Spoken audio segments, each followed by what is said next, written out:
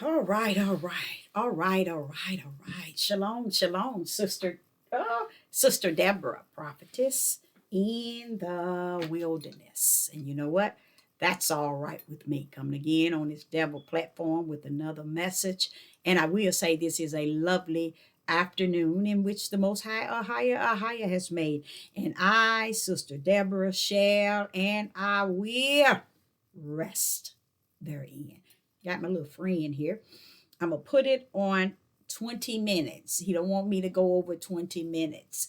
And it's a blessing for me because he's pretty much telling me, like he told me last year, it's over. Okay. That means those that get it. Those that don't, let it be. It is what he say that it is. I want to say this also. I am who Ahaya say that I am, not who you claim that I am or say that I am. I am who Ahaya say that I am. Praise the mighty Yah.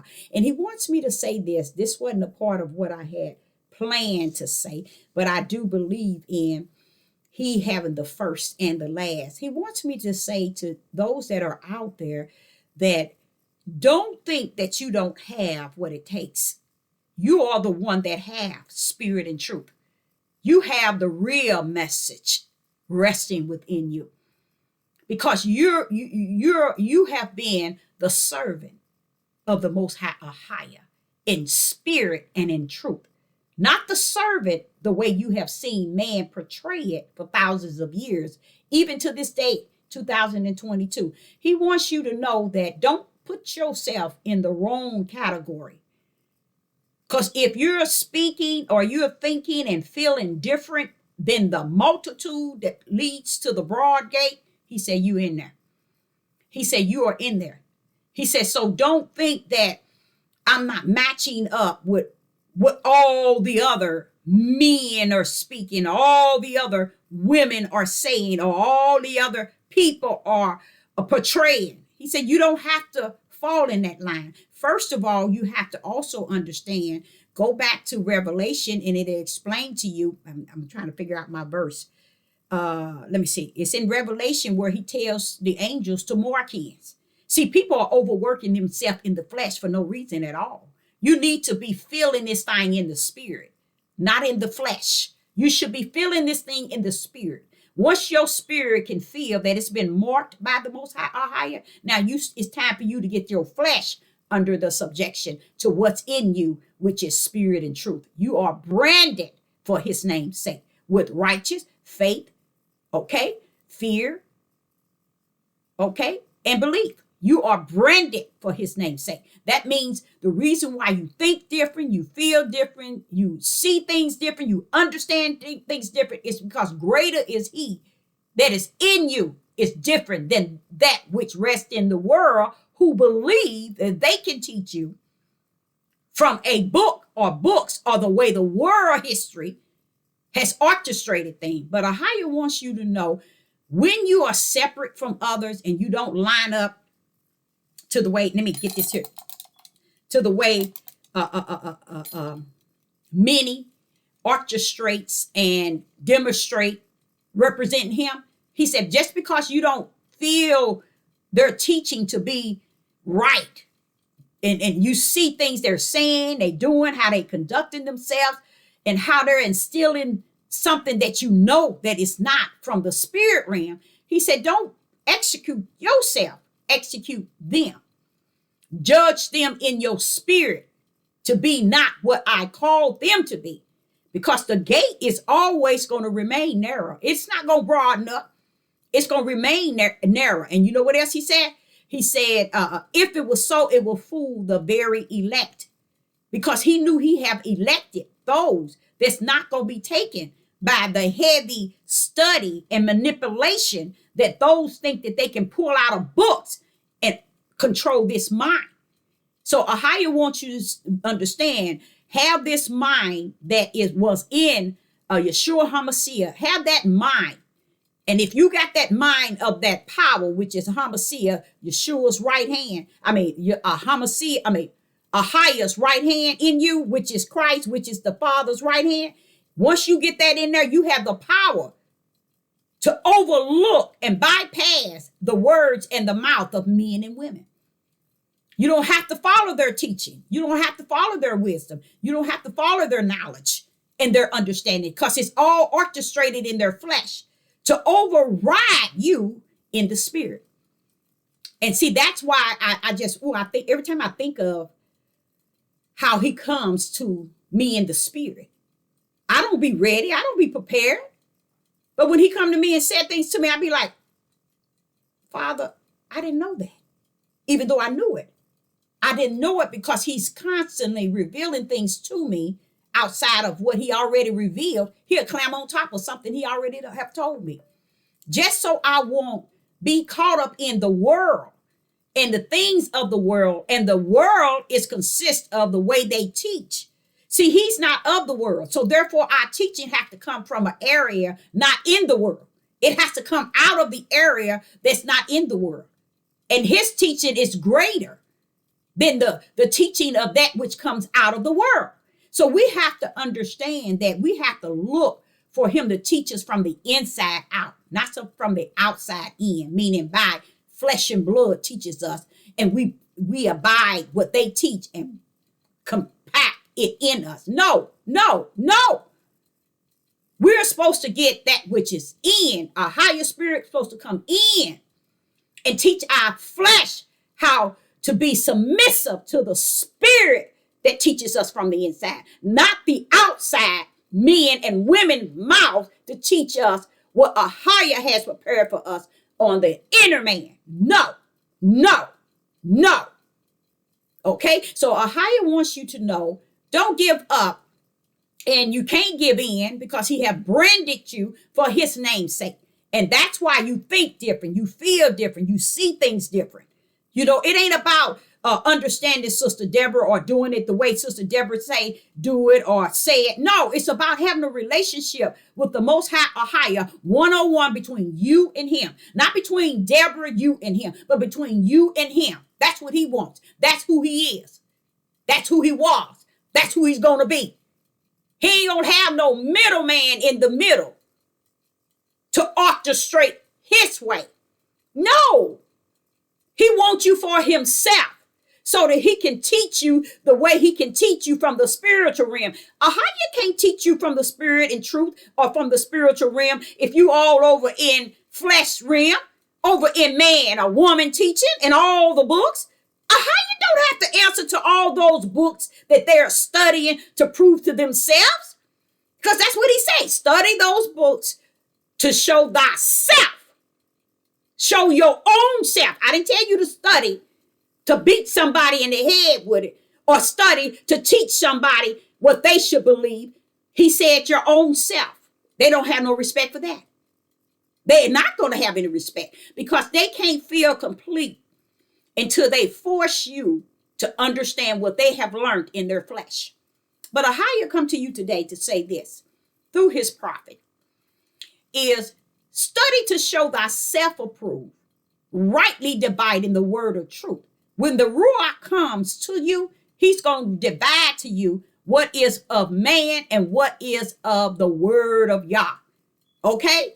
So a lot of us don't understand that a lot of submissive and captivity and ruler and all of this stuff we are under is of the flesh.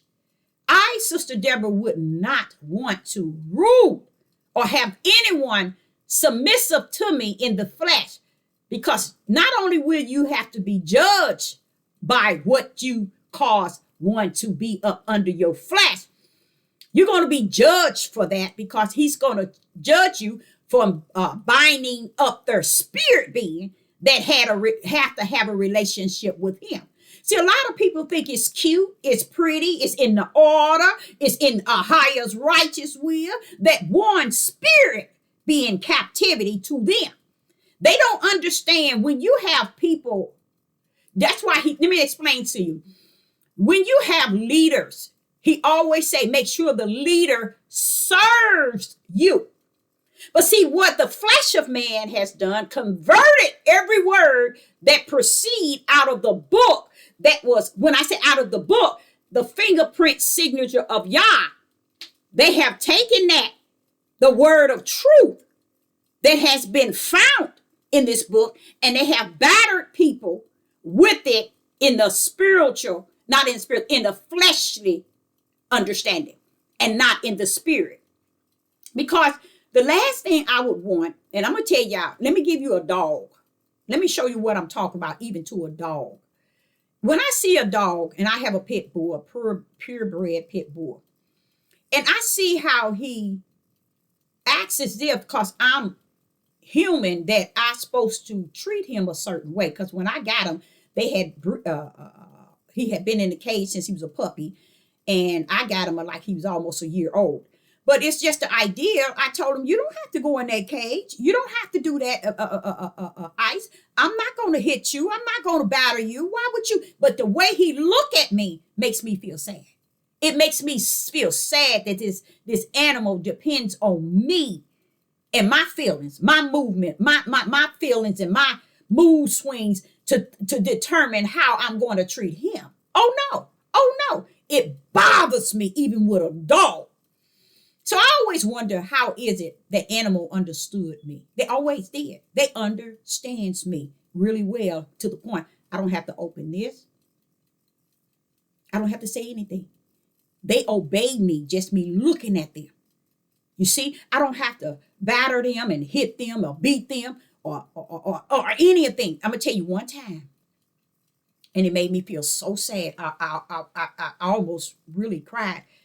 He had tore up the new bed that I had bought him, and he had tore up the water hole that leads to the furnace.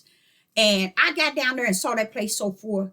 I was yelling at this dog, and this dog just was looking at me because he was in shock. This dog was in shock because he had never heard me communicate with him like that. And he was so in shock. He was just didn't want to keep his eye. He kept his eyes on me, and he sat down, and his ears went all the way back. He sat down like, I'm sorry. And he took his whole face, brought it to my thigh while I was yelling, and laid it on the side of my leg. And I was so sad. I was so sad. It made me feel so sad. I don't even want a dog to be submissive to me, to the point of I control his every move to where he don't know if I'm going or coming. I don't want a cat, a kitten, a puppy, or a dog to even have to feel like they have to be in that situation. So why would I want a man or a husband or even my children to submit to me in a way that they have to be in full control and order? Because I look at them as having something that AHAYAH has created in them to be who they are. Why should they submit 100 to me and lose their own creative identity? Not of Yah. Not of Yah. That's why dogs can't. Say, for instance, if someone come in this house and something happened to me, it used to be a time where they can take my clothes and let my dog sniff it, and he can find where I'm at. Now, animals can't sniff nothing. They can't find their owners. They can't do anything because man has stripped them from every natural instinct that AHAYAH has given them. I sit back and my poor dog, I'm trying to teach him not to bark. He's doing really good, but I feel so unease. I feel real bad. I said, what if somebody come up on me and then he have to bark? I better be careful with that. So I learned not to all the time go out there when he bark and let him get his bark out. He is a dog. His bark can be for a warning. But let me tell you how man has gotten the dogs. The dog's not allowed to bark. The dog's not even allowed to bark. They're not even allowed to bark. They're allowed to walk straight according to the way the human walked and watch their human pick up their poop when they poop. You see how out of order that the Father says the whole earth is out of order? The whole earth is out of order. It really is. So when you find human beings and you think that, like, let's say for the men in the mindset today, which I'm gonna cover that in a short lesson too, they think that it's important to be having a woman submissive and being rule and power and leader.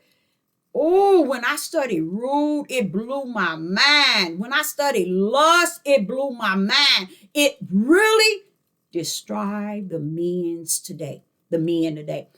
And I ain't gonna teach it on this lesson, but I just don't like the idea of even me having 6 children and I am in full order and control of them, to the point where they're afraid to do something because they'll disappoint me, or they're afraid to make choices because they'll disappoint me. You don't ever want people to fall under that category, because you got to understand AHAYAH created them out of his image, which is his spirit.